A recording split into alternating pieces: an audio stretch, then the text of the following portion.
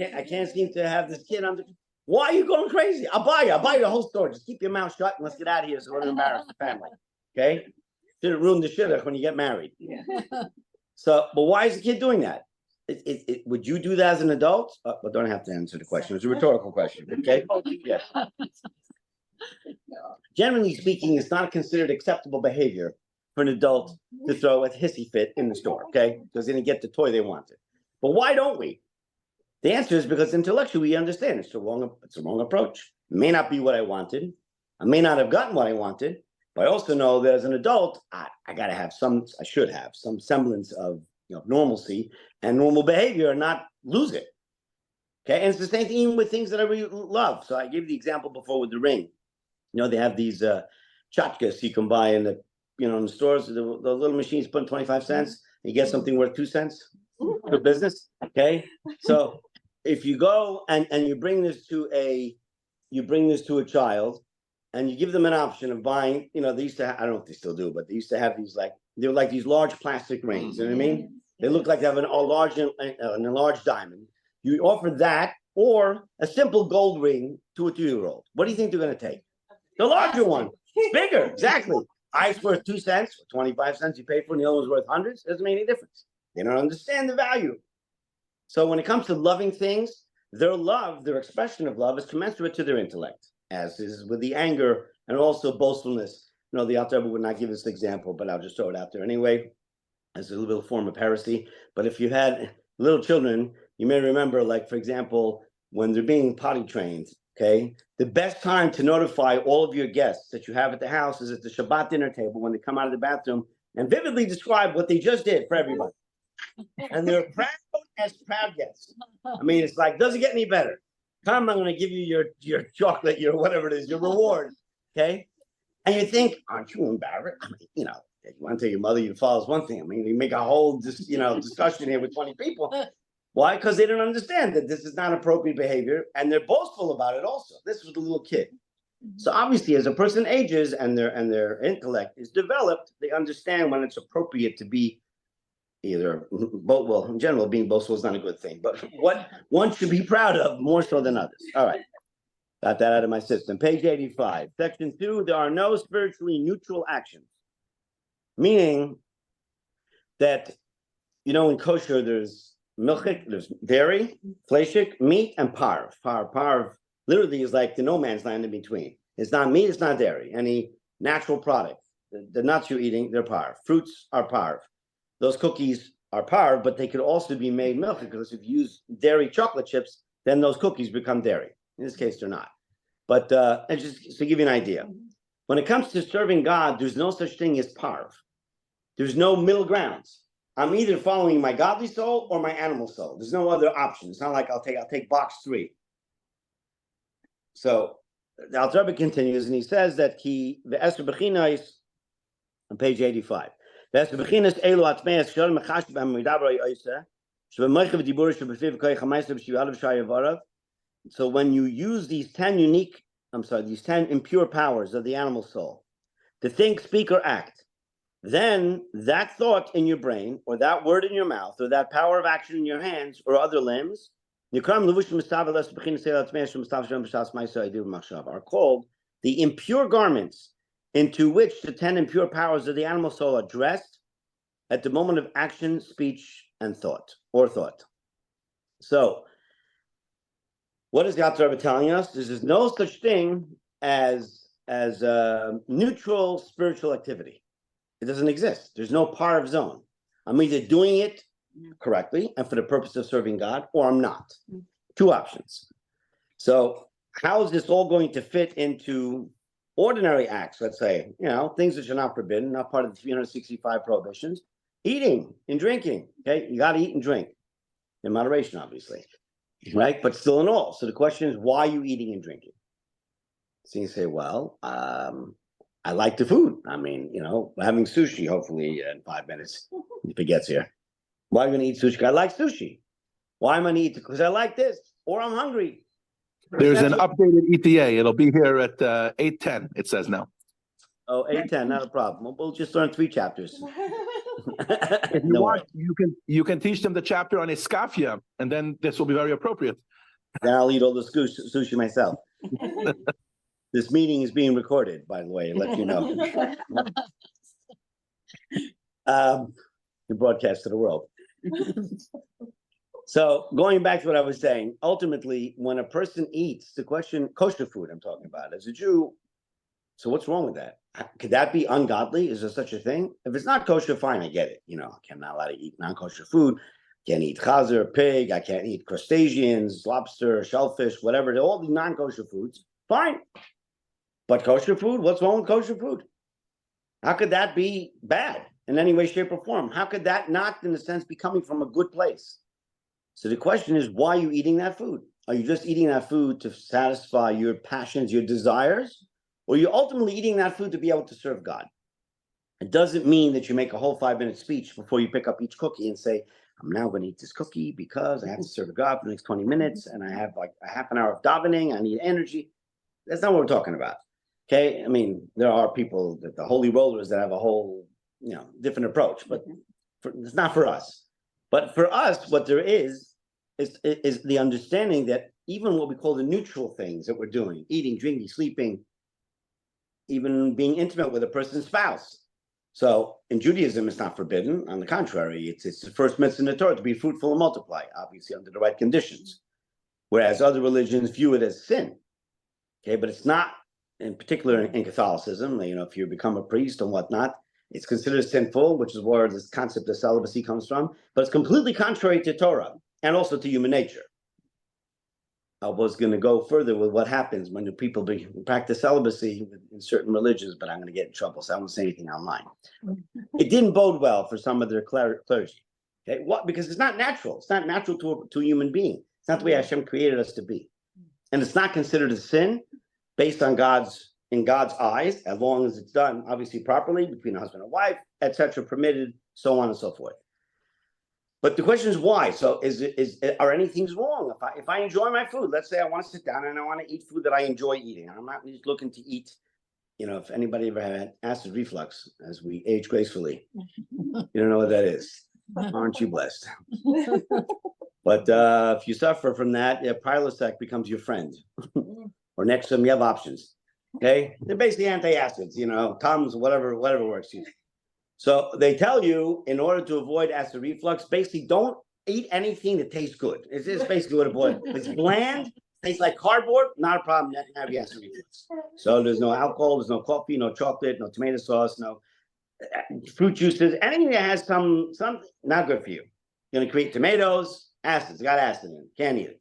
Bland, perfect. At that point, there's not a lot of temptation anymore. There's no color in the food. It doesn't taste that great. Keeps you going. That's about it. But ultimately, why am I doing all these things? If I'm doing it for the sake of serving Hashem, that I'm eating in the morning and I'm drinking or whatever else I'm taking care of, I'm exercising for the sake of serving God, then I've elevated all those otherwise neutral actions and they're coming from a spiritual side. Why do I exercise? Because I have to stay healthy. And I look like the epitome of exercising on a daily basis. Right? But, or am I exercising because I need to look like the next Mr. Universe? In my case, it's not a problem. I'm just letting you know, okay? Not one of my higher aspirations. But there are people that exercise not just for the sake of health. They have to have a certain physique, cut this way, that way. Who decided it? I don't know, but someone decided that this is ultimately what the sculpting of the human body has to be. You can call it the Greeks, I don't know, whatever it may be. That becomes a worship of the narcissism. I mean, honestly, the Olympics, the inception of the Olympics is based on this narcissistic attitude. It's a worship of the body. Okay, so now obviously that level of idolatry is not there, but that was the inception of the Olympics. That's where it came from. So then you have a problem. But if I'm serving Hashem, I'm exercising, I'm eating, I'm drinking, I'm taking care of all my physical needs so that I can better serve Hashem, you've taken it all from the side of holiness. If I don't, even if they're permitted actions, all of a sudden now I'm drawing from the side of unholiness. Same act, different intent. Okay, so back to the text on page 86. The top of 86.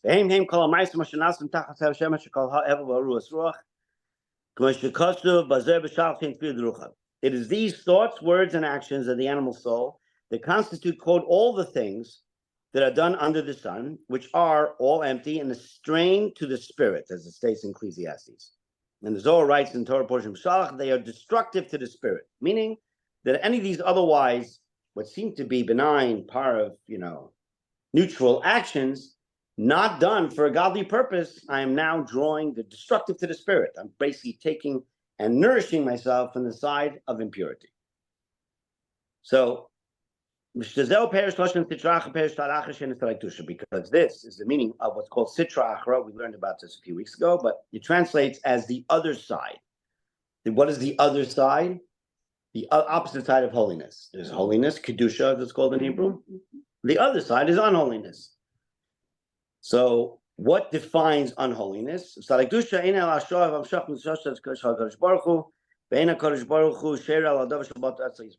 And the holy side includes only something into which God's holiness can be drawn down and be present. And God's presence will only rest on a thing which has surrendered or sundered its ego to him. It's called bittul in Hebrew. So in the Tanya world's view, as he puts it here, an experience of bittul, surrendering the ego to God, is fundamental prerequisite to real living.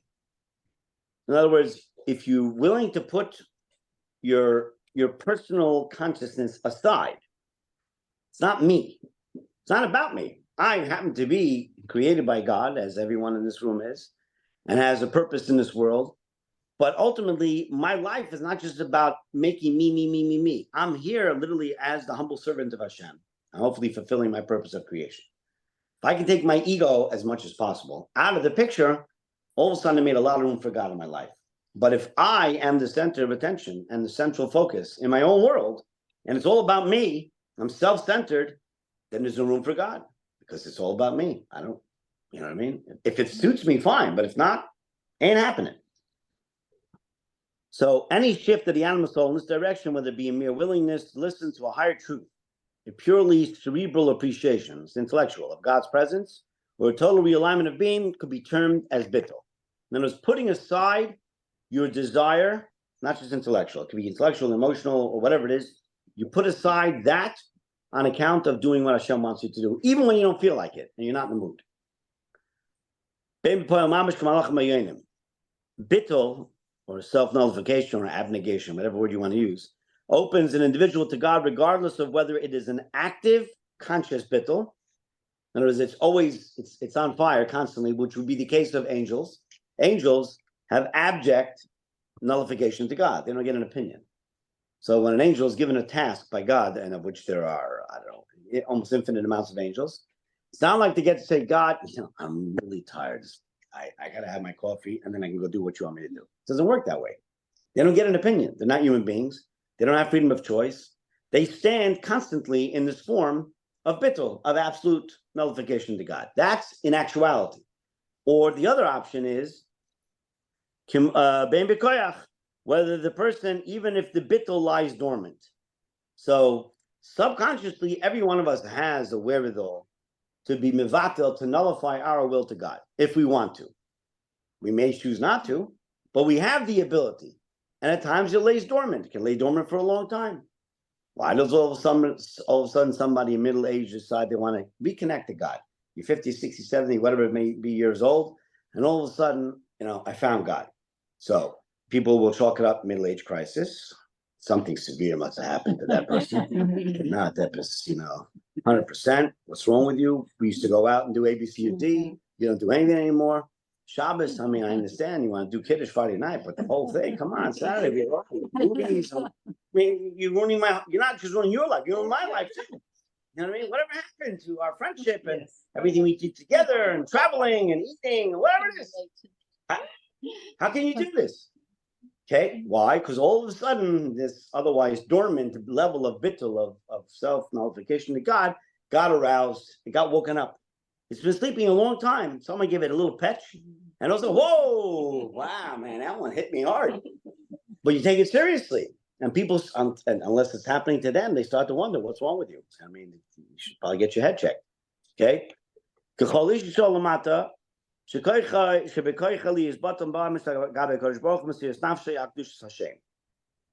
So this is always true of every person in Israel down here in this world, who by virtue of his or her divine soul has the potential for complete surrender to God by giving his or her life in martyrdom for God. Now, thankfully, God generally does not ask us to martyr ourselves on his account.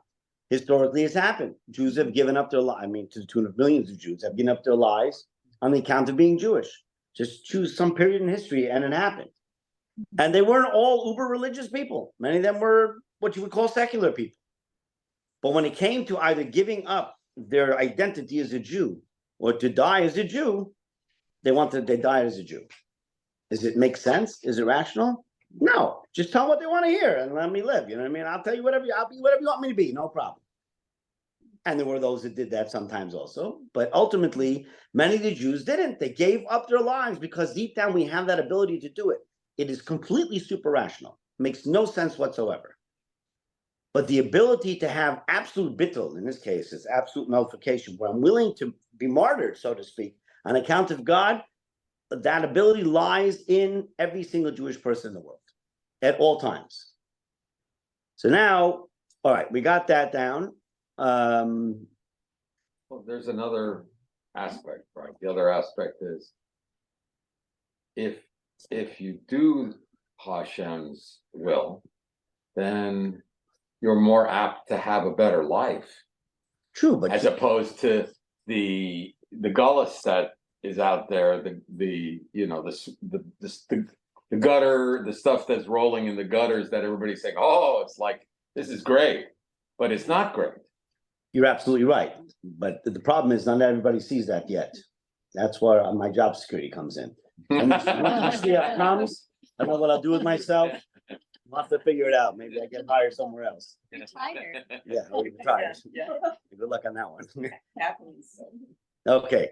So Tanya is later going to elaborate the phenomenon of martyrdom by so many Jews throughout history, many of whom are not religiously observant. I'm on page 88. Suggests a latent power within the Jewish psyche to disregard all self-interest for God's sake. To the Tanya, this is evidence of divine presence in our souls. Now, Alter Rebbe continues to prove this with the following. Page 88.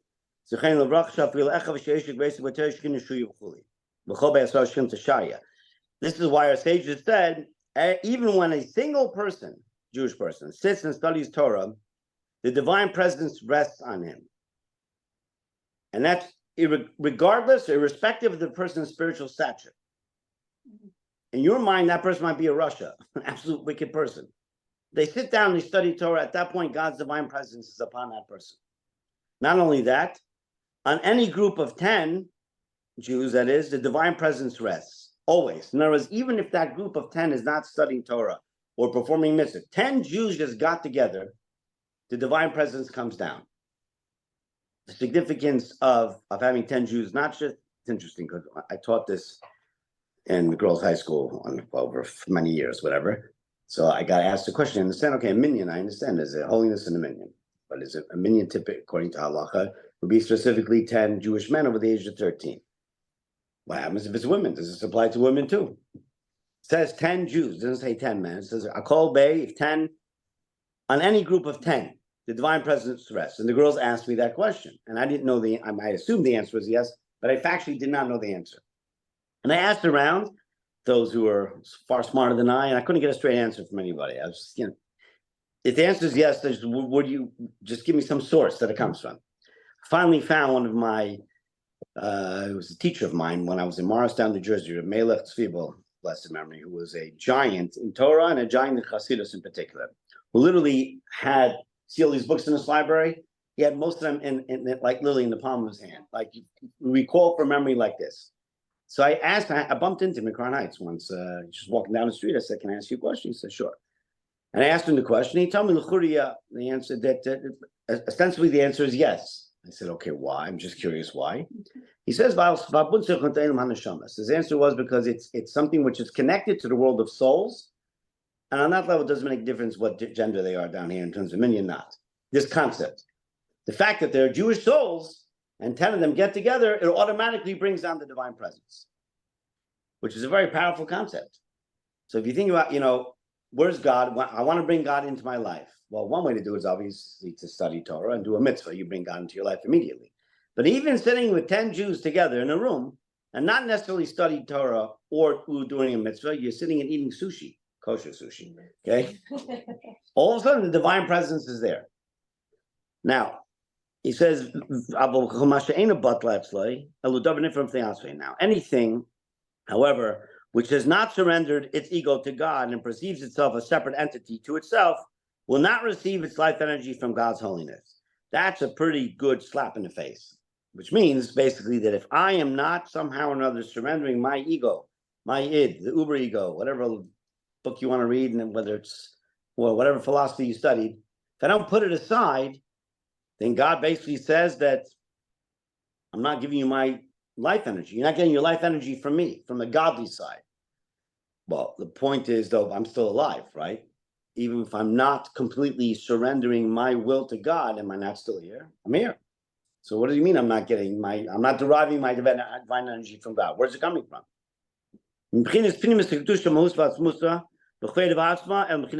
So an impure entity does not receive its life energy directly from the splendorous inner essential core of holiness itself, but from, quote, its behind. Behind, so what does that mean? It's from Eitz Chaim from Kabbalah. So he gives an example that if you were, like, for example, to meet a friend of yours, you would give them a warm smile, somebody you hadn't seen in a long time, right? But if you had to confront someone who, let's just say, you dislike heavily, but you had to deal with them, are you going to give them the same warm smile? Not unless you're high. I don't necessarily recommend that, but nonetheless, okay? They're not, because it's like, it's painful almost. I don't want anything to do with this person, okay? But I need to deal with them. So in a sense, I'm dealing with them from behind. It's like if you have to give something to your enemy, you're not going to give it to them in a beautiful box with bows and ribbons. You're going to throw it behind your back and say, take it and get lost. You know, it's like paying a bill you don't want to pay. When you send a check to the IRS, it's not usually with hugs and kisses stamped all over it. That's not the way it works. Okay? This is part of the 2 guarantees of life, death, and taxes. Nobody that I know pays taxes with simcha, with joy. They're not. That's unacceptable. My wife, Okay? she actually pays more than what we need. All right. Well, most people do not pay with happiness. They pay because they have to pay it. They don't have a choice. She loves the country and she loves the concept That's fine. of sharing. But my illustration was doing something someone does not like. So my wife is the exception to the rule here. Okay. Most people that I know do not like having to pay. Don't like paying bills. I mean, in general, I'd rather keep the money myself, and I have to pay bills, doctor's bills, lawyers' bills, whatever other bills that I'm not interested in paying. It's a long list. Doesn't mean because I don't want to pay them, doesn't mean I don't have to pay them. Well, you have an option. There's either you can get 3 square meals on account of the city, the state, or whatever it is, in a place called prison. If you don't, there's that option. Not a good option, or they're running after you. Your credit gets shot. So yeah, you have options. They're not good options. Anybody who is a quote unquote civil person, responsible, knows you have a bill. You got to figure out how to pay the bill. And if you need a little more time, you work it out. But ultimately, it's got to get done. So ultimately, where does this impure entity get its energy from? If it's not coming from God, it's coming from the hind side. Means it's much more concealed level of godliness, because everything has to be vivified by God. It couldn't exist otherwise. Even what we see and perceive as abject evil in our eyes, like evil should be evil. It doesn't get any worse than that. Still has to have some form of godly energy in it to exist, whether it's a human being, anything. So even the worst of people, okay, you can use your own imagination.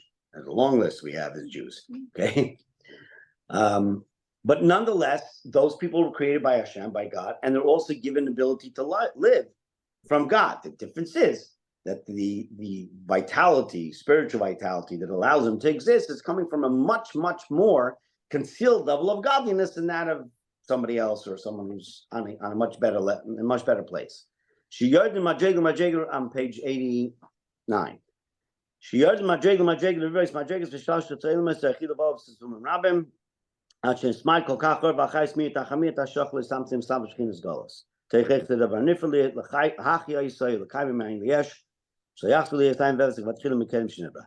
the life force of impure things descends from its initial holy source, God, and step by step, tens of thousands of times, or myriads of times, through the spiral of spiritual worlds, and it is diminished many times to the cause and effect transitions, which I'll explain in a minute, to the point where its divine light and energy has been so repeatedly diluted that it can be diminished, garbed, and exiled into an autonomous entity. Means that person basically, you don't see God in it whatsoever, to energize and sustain that thing's existence from nothing to something, to prevent it from reverting to be null and void, which was its primordial state. So what is Alter Rebbe telling us here? That some of you may be familiar with the term tzimtzum. Tzimtzum translates literally as contraction, okay? Well, so one of the forms of tzimtzum is this idea of what's called ilav cause and effect. So in simple English, like anything else, let's say you have a cause over here, and that causes something to happen. This is the effect. Then this effect becomes the cause of the next effect below it.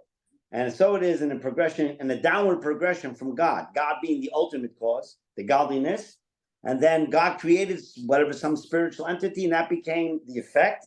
But that becomes the cause to the next level of godliness, which is more diminished beneath it. So you follow how the system works? It's kind of like a chain-like, I don't have a board to draw it on, but it's kind of like a chain-like progression, cause and effect, like anything else. You have, I mean, it's a bad example to use, but you ever see these people take, I don't know, 10,000 dominoes and make some sort of a shape. You push one and just give it time, and all of a sudden the whole thing is going, and the whole design falls, is gone. Why? So the first domino is the cause. You pushed it. What is the first effect? The next domino, which then becomes the cause and pushes the next domino, and that's the effect. And then that becomes the cause to the next domino, which is the effect. And my sushi is here. Hold that thought, everybody. Praise the Lord. That was, No, I mean, what happened? oh, it's still living. Usually it's here. Oh, it was taken delivered. Oh. Okay. Folks, the sushi has arrived, but I hope I don't lose you here. And the recording, I gotta get him a pin, which I have someplace. The pin 1292. 1292. Oh, 1, 2. No, 1292. 1292. 12. 1292. 9, 2. Yes. Fini. Thank you so Thank much. you very much. Have a good night. See, I God hope is, are there 10 people there to eat the sushi together? everybody's gonna eat double tonight because we spoke about the concept of eating to serve 10 God. people to eat sushi together. There's going to be godliness in the library. It's going to be beautiful. Yes. So if there's a minion over the internet on Zoom, is there Does any that count? halacha on that? Because we're in the room in terms of our intellect, but not physically. It's a fair And if one question. of us is in New York, In Algeria times, they didn't yet have internet that we knew about. So, or actually from Kabbalah. It's All a right, good enjoy. question. I don't know. I think it's specific to them sitting together, but the question is whether Zoom, it may not apply because in reality, you cannot make a minion over Zoom. You can't have a minion. If you have 10 Jews to get together and they want to make a minion on Zoom, doesn't qualify as a minion. This became a major question during COVID. That's why it came up. Right. It does not qualify for a minion. I'm taking that as an example. I don't know that as a fact. That in this case, it means them sitting together in one place. The souls are all together. If they're electronically together, if that's the case, then all Jews are together always, all around the world in some way, shape, or form. If 10 Jews are watching television, watching the same show, so then we'd all be together, right? Right, but you have it would more like be on a phone call. I understand, but I think halachically it doesn't work that way. All right. But good question. All right, back to the sorry, we got a little distracted here. We got very excited, but it's sushi. I'd love to share it with everybody online. If you get here in the next 20 minutes, you won't be online. There's no line here. Chopsticks? Are there any chopsticks? Chopsticks. There weren't enough. Weren't enough. No, I brought phosphorus forks here. I just as a side note, I never understood the concept of chopstick. What's wrong with forks? I think if somebody brings forks to China, they're gonna make a fortune. I don't know. I know that. Chip them out here and they use stick feet with, I don't understand. I don't know what it is. Okay, I don't want to get sidetracked. You can't press when you use That's chopsticks. true. You're right. Maybe that's the reason. Yes. Okay. Midway down page 88. Section 3, how does evil exist? It will make a bracha together on the sushi. We'll do the shahako. Okay. Baruch, take a piece of sushi, or pieces, whatever you like. You gotta put the in Yiddish, we have one term that describes all these different toppings called shmirach. Anything with shmir on it, automatically is shmirach. So we have plenty of shmirachs. There you got more folks here. Thank you. Okay, we'll make the bracha. Baruch atah Adonai Eloheinu melech haolam shehakol niyah bidvaro. And saying this is soy sauce, that's sweet sauce. Okay. Anything, however, which has not surrendered its ego to God and perceives itself a separate entity to itself will not receive its life energy from God's holiness. Which is Pretty interesting. I'd say that's pretty intense. An impure entity, I read this already. I'm reading it again. I got so distracted by the sushi. I don't know where I am. Okay. Okay. So let me just finish up the thought before I got my cause and effect. The cause was the lady showed up with the sushi. The effect was I don't remember where I'm up to. It worked perfectly.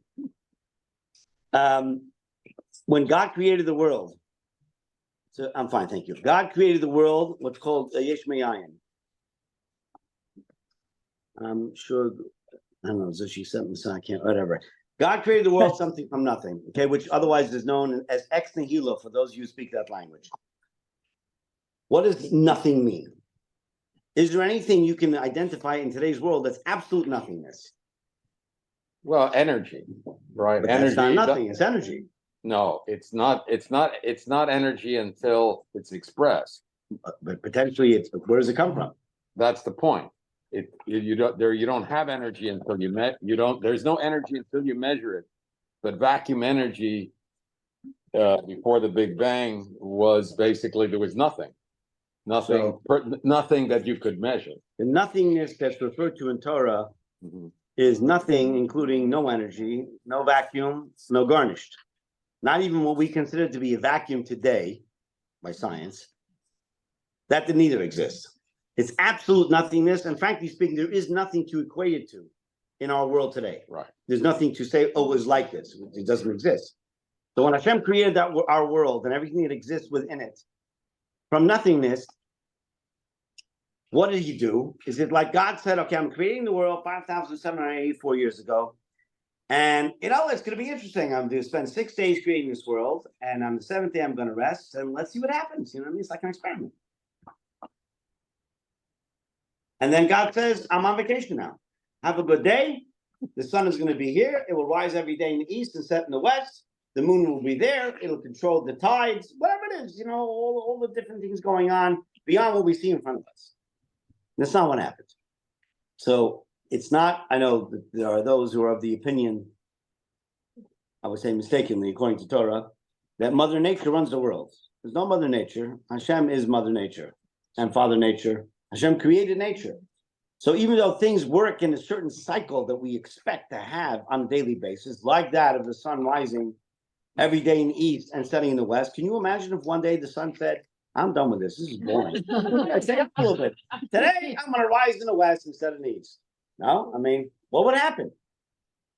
Don't you think part of the world might go, it's going to create a lot of problems, okay? That's just the overt problems, okay? It can mess up a lot of things.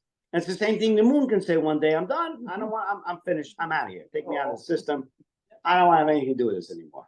They're not listening to me, whatever it is. It would really mess things up. Hashem put all these things into play. But Hashem is constantly vivifying and energizing every element of creation, everything, on a regular basis. So that if God forbid, God stopped for a split second, that thing that existed would revert to absolute nothingness. The simplest example I can give you is if you take an appliance and you plug it into a plug, right? You plug it into an outlet and you turn it on, it works. If you unplug it, what happens? It doesn't work. There's no energy now. The difference is the appliance is still there. It doesn't disappear because you unplugged it. But ultimately, it doesn't do anything. You can look at the appliance from today till tomorrow, but if it's not plugged in, it's not being electrified in some way, shape, or form, it's not going to happen. It's not going to work. So in essence, Hashem is constantly giving us that energy. There's always energy running through the lines from the central power station, which is God. L'chein nikra olam hazeh. I'm at the bottom of page 89. L'chein nikra olam hazeh lo olam haklipos tishracha. Therefore, this physical world and its contents is the world of klipot and tishracha. So the natural disposition of physicality, the physical world, is to a sense our own autonomous existence. I view myself as a being. I'm not just part of the cosmos or a speck. I mean, it might be true, but is that the way we look at ourselves? Is it you like a speck in the planet? Most people don't view themselves that way. When you're looking at the sushi, you see sushi. Okay, you don't see cholent. That's going to be Shabbos. Why? Because it has an autonomous name, and I'm not sure when the Jews discovered sushi. Thousands of years ago, probably when they were in the desert. And then eventually made its way to the Far East. I don't know. We got it back again. When I grew up, we didn't eat sushi. We had gefilte fish, we had herring. That was it. The only raw fish was herring. That was the Jewish raw fish. And then apparently now at every kiddush around the world, you have to have sushi. It became mandated almost. You didn't have lox? Yeah, lox, but that wasn't, well, I guess it wasn't really raw per se. Although herring was marinated, I don't know. It's what we thought. We had lox. So we had smoked salmon. Yeah. I once actually, in all seriousness, was in I think it was Ralph's here years ago, and asked a guy, "Where's the locks?" He said, "Locks." You go to the locksmith. They go to Home Depot. We don't carry locks. I kid you not. I was like, "You gotta be kidding me." Yeah, I heard a story that's happening. It happened to me. Because the Jews always called the locks. Now Jews called it smoked salmon. There's a nicer name to it. All right. So therefore, the Alter Rebbe says that the world, the physical world and its contents is the world of klipos and sitrachos. In natural dispositions, everything feels sort of autonomous. We feel autonomous. Things look autonomous. They don't necessarily look overtly as though God is vivifying it 24/7. From a scientific perspective, one understands that atoms shouldn't exist. The electron should spiral into the proton, but because of the vibration that the energy has, just like the vibration of a note in a flute, Right. It's got a certain frequency, and so as long as it's energized, it has existence. When it stops, it decays into nothing. So even in science, it's Okay? There you heard it from the scientist himself. I gave up science for Lent. Not really. But the truth is, you'll find everything in Torah in some way, shape, or form. We'll find its parallel in our physical world if you want to find it. right. Before the creation, there was But that's no time. There was no time or space. Right. They're both No created. timers, right. No Space time. didn't exist. I don't mean space as like Yeah, also in the Big Bang, no space, no time. So the Big Bang is probably the closest. It's not exactly what Torah says, because to the best of my knowledge, correct me if There was I'm no wrong. space and there was no time. Right, but the question is what precipitated the Big Bang? I don't know if they figured out how to answer that yet. Something had to happen to make it happen. Right? I don't want to go into that. All right, now, but I didn't ask. Let me It's a finish the break, chapter. it's a break in the quantum fluctuation. All right, so now we're going to get into top of page 90. As it says, and that is why all the affairs of this world are tough and evil, the physical world, and wicked men prevail, as it says in Eitz Chaim, etc. So to us, it appears at times that the wicked prevail. Seems like, honestly, the Robin Hoods that are doing well. Why is that? Because the world is largely existing, is coming from the world of Kelipah, concealment of godliness, this autonomy, it seems, self-perceived autonomy. We're midway down page 90 at the footnote, below the line. The note. So this note addresses the apparent dualism implied by the concept of Kelipah and Sitrachah, the opposite side of holiness. If this world and its contents is the world of Kelipah and Sitrachah, then where is God to be found? The world is full of the opposite of God, then God's got to be somewhere. Where is he? So the note will argue that God's presence is, of course, found throughout the world, but in a veiled fashion. Even though this world is predominantly from Kelipah and Sitrachah, Kelipah, the shell, the concealment of godliness, and the opposite of holiness, holiness is still contained in it from the 10 sfirot of the lowest of the four spiritual worlds. Remember, we talked about four spiritual worlds. What is the lowest one? The world of Asiya, of action, the world we live in. Okay, and it goes up from there. So there's the 10 spheros of the lowest four spiritual worlds out of Asiya, Mashkos Beis Chaim, Shamim Gimel, Seich Eser Spheros, Asiya Lehin Eser Spheros, Yitzir, B'Sechen Eser Spheros, Debiv, Sechen Eser Spheros, Satzil, B'Sechen Aaron Sei Baruch Hu, Nimsar Aaron Sei Baruch Hu, Malach Chalach Zul Tachpeina, Ideas Subshus of the Spheros, Abba Elmas, Satzil, Spri Yitzir, Asiya, Beis Chaim, Shamim Zal, Menzayim, Perik Beis, Igul, and Perchav. Okay. So what does that mean? That I'm going to use my hands for the illustration here. Remember, we talked about four worlds. Each one has 10 spheros, 10 levels within it. Okay? These levels are basically a means of godliness coming down from the highest of high, and through this process of concealment, coming down from one world to the next. These are spiritual worlds, again, not planets. One level to the next level, to the next level, etc. 10 steps in each one of these worlds, beginning, in this case, with the world of Atzilus, the world of emanation, as it's translated. And then the lowest level of that first world, top world, which is called Malchus, translates to sovereignty. So Malchus of Atzilus, the lowest level of Atzilus, becomes, in a sense, the source from which the highest level of the next world down gets its energy. So it's a system. Okay, so you have a system of, here's 10, right? More or less. Okay, there's your first 10 levels, top level over here. Top level gives to this level, down to this level, etc. Each level is concealing godliness more so and more so. Till you get to the bottom level of the first world, the highest world.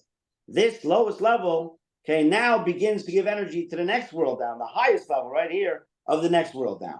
And then that gives energy to this level, to that level, and this repeats itself to all the worlds of those four worlds. Worlds of spirituality, Atzilus, the highest out of emanation, Bria, creation, Yitzira, formation, and Asiya, the world of action. Ultimately, the bottom of the barrels where we live, the Eilam Asiya, Tachtan, lower level of Asiya.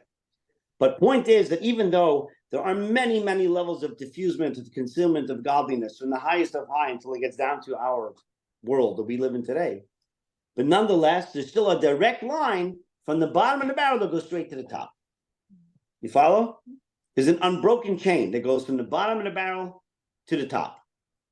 Okay, to make it simple, although using a chain or a rope is not necessarily a great example because the rope doesn't necessarily change from the bottom to the top. Let's just say you had a rope that was, I don't know, was 1,000 miles long. Doesn't exist, but nonetheless. Okay, so you can't see the top of the rope. You're down at the bottom here. You're holding the bottom of the rope. But somewhere 1,000 miles above you is the top of the rope. So even though the rope may look a little different 1,000 miles above, I have no idea what it would look like, due to the various different atmospheric changes and whatnot. But nonetheless, I know it's connected to something because when I pull on it, it doesn't fall down. And ironically, though, when the top of the rope was to go like this, or at the bottom rope, I went like this, it's a matter of time until some movement will be noticed in some way, shape, or form at the top. Okay, 1,000 miles is a long way to travel, but you get the idea. Why? Because there's a continuum from the very top to the very bottom. That's in simple English. The difference here is it's not just a matter of a continuum. There is a concealment of the godliness from the top to the bottom to the extent that the bottom thinks it is its own existence. It's like the bottom of the rope thinking it's all about the bottom of the rope. I don't know anything about the top of the rope. I can't see it. As far as I'm concerned, I don't know where it goes. I have no idea if it's connected to anything. I don't know. I'm autonomous. All I know is I need that rope and that's keeping me going. That's where the self-perceived autonomy of the world comes into play, where we don't overtly see the godliness in everything that we look at and do. But ultimately, as we learned from Tanya and other places, that everything in this world, even the most debased level of existence on our planet, still in all connects itself in some way, shape, or form to the highest of high through this process of going down for all these worlds. That's what the footnote was. Let me just finish the actual text on page 90, midway down, where it says section 4, the 3 impure Kelipah. So Tanya begins the categorization of the different entities in the universe powered by the various Kelipos, shells, literally. We begin here with the 3 impure Kelipos and continue with Kelipah Snaiga, which is the neutral sort of Kelipah in the next chapter. However, the Kelipos are divided into 2 levels, one lower than the other. The lower level contains 3 completely impure and evil Kelipos that contain no overt good at all. As it says in Ikrim Mekefes Yecheskel, Ezekiel, the prophet, had a vision of the heavenly chariot, and the way he envisioned the evil, what we're calling the three klipos of impurity, is ruach sar v'anagad v'gemer. He saw it as a stormy wind, a great cloud with flashing fire. What that means, I have no idea. Okay, because it's a vision of Ezekiel, who was a prophet. I'm not a prophet, not even remotely close. But Ezekiel somehow perceived in this form and fashion those three klipos of impurity. Just take it for face value. If you meet Ezekiel, you can ask him. Okay. These three klipos, metaphysically, power the souls and sustain the bodies of all the wicked nations of the world. They produce the souls and sustain the bodies of all the impure living creatures that we are prohibited to eat, meaning anything which is not kosher. As well as the sustenance and life force of all forbidden food in the vegetable kingdom. What we just said before, the vegetables are par. They're like, what's wrong with the vegetable? I've never met a vegetable that that I don't like eating. Maybe some. Okay, so what could be wrong with the vegetable from a Torah perspective? So the answer, examples cited here are that of arla, which translates as restricted fruit, and kilei akarim, which is produce of mixed vegetables, vine seeds. Restricted fruit basically means that according to halacha, according to Torah, if a fruit-bearing tree is owned by a Jew, you're not allowed to eat from the fruits of it for the first 3 years of the tree's produce. Okay, if it's owned by a non-Jew, it's a non-issue, which is why, certainly in the United States, where the vast majority of fruit is not coming from Israel, and if it does, it could be a problem. So where it became an issue, I don't see it as much as when I was as a kid growing up back east. Many times we had oranges that were Jaffa oranges. You remember those? If you grew up in New York, you saw them. They didn't grow oranges in New York. Okay, they had to get them from somewhere, and I guess they weren't always getting them from California. We got them. Jaffa oranges came from Israel. They were exported, but they were grown in Israel, and at times by Jewish farmers. And unless they observed all of the laws that go along with farming, halachically, it could be a problem. But if you're buying your fruits and vegetables, I don't know, you go to Ralph's, Smart and Final, what have you, you don't have to worry about it here. So that's one thing would be forbidden, even though it's a fruit. It's a natural fruit. And kalei akarim is like grafting seeds. You're not allowed to halachically graft. Well, there's kalei akarim is grafting in grapes and then other fruits. So you're allowed to eat, if a non-Jew did it, for example, a nectarine is a combination of two fruits, right? Yes. An apricot and a peach. Exactly. Plum and a peach. No, Plum and a peach. Plum and a peach. Plum and a peach. So, and I don't know how long nectarines have been around, but a long time. Someone had to come up with that idea, though. And to constantly come up with new variations of fruits. Going to halacha, it's a problem. If a Jew does it, a non-Jew does it, and you can certainly rely in our country on the fact that most of the produce are not Jewish owned. Then it's a non-issue. Anyways, that's an example of something which otherwise is a forbidden food, which comes from the world of the parv. It's not pork, it's not shellfish, it's not treif. Regarding So the tree, if you own as a Jew, own a tree, a nectarine tree, can you consume it? Yeah. You can. The answer is yes, because you didn't grow. You But didn't you're talking about create the actually base. making the initial blend, if you will, for lack of a better term. Okay. Whoever came up with that one. And I have no doubt that in some scientific laboratory somewhere, they're always trying to come up with some new fruit because you got to make money. Right. So the old fruit's boring, and then come up with some new thing, you come up with a new name, and it becomes all the rage.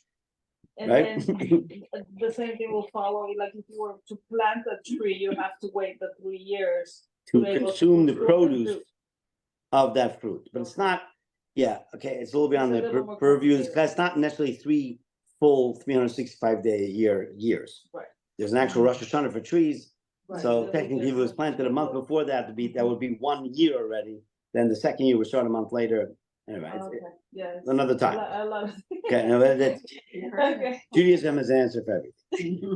It's an easy religion. Okay. Definitely. All right. But being Kim V'chai is called Ma'aseh Machshava Shel Kol Shasal Loisat Savan Fein. Excuse me. Hashkos V'Sham Seif Perik Hey. And the three klipot, these three klipos of impurity, are also the sustenance and life force of every action, spoken word, and thought, prohibited by the 365 negative commands and their derivatives, as is explained in a Simon Kabbalah. This discussion will continue directly in the following chapter, where we will address Kelipah Noga, which is an admixture of good and bad. It's Kelipah, it's a concealment of godliness, but it's an admixture of good and bad, which can be more easily redeemed for the good, unlike something which emanates from the three Kelipot of impurity. And I think I gave the example a few weeks ago, but in short, if for whatever reason, might be a person that ate non-kosher, okay, but they decided that, you know what, I listen, you know, this, I think, I don't know if I told this story or not. I think I told them sure. I'll tell it again. There's a joke basically about a Jewish guy who ultimately was traveling to Paris with his wife. And there was this famous Parisian eatery that he was dying to go to all his life, but he kept kosher at home and people would see him there, it wouldn't look good, etc. But he's going to Paris, it's a one-time trip, they spend a lot of money. He's going to go into this Parisian restaurant and he's going to look at the menu and get the best thing possible. So finally he checks, looks around, he doesn't see anybody he recognizes, they go into the restaurant, they sit down, the waiter comes over and gives him the menu, and he finds a ungepatchte chazer. It's an entire pig, okay? The whole thing on a spit that comes out on a big platter with a few people carrying it. He orders this. So one time he's gonna sin, but he's in Paris, you know what I'm saying? How often is it gonna happen? So he's sitting, it takes an hour or more until the thing is prepared and brought out, the whole presentation. They come out and they bring this big pig, okay, out there with an apple in its mouth. So all of a sudden, who walks by in the window? The rabbi happened to be in Paris at the same time.